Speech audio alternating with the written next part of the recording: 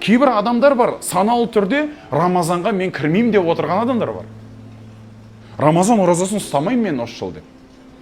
Саналы түрде Рамазан оразасына кірмеймін, ораза ұстамаймын деп отырған бұл кәдімгідей бақытсыз адам бұл.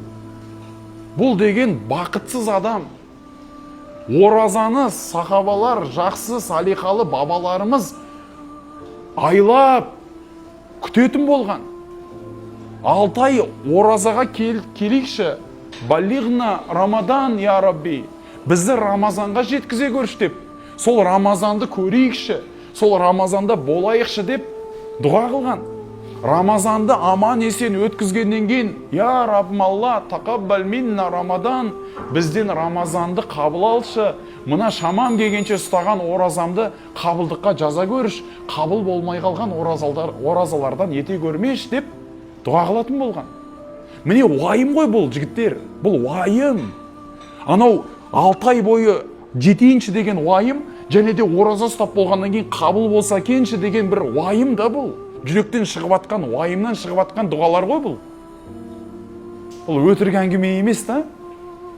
Бірақ біз міне Рамазанға 5-6 күн қалды. Қаперіңде жоқ қой Рамазан. Не істеймін Рамазанда? Рамазанға тәртіп қою деген бар. Не істеймін Рамазанда? Таң намазына міндетті түрде жамағатқа барам, Рамазаннан бастап. Рамазанның бірде-бір тарауихын енді мен қалдырмайым. Рамазанда жаман әдетімді Құдай қаласа енді тастайым. Рамазанда Құран үйренем. Рамазанда Құран жаттайым. Құранның қазақшасын болса да толық бір оқып шығам.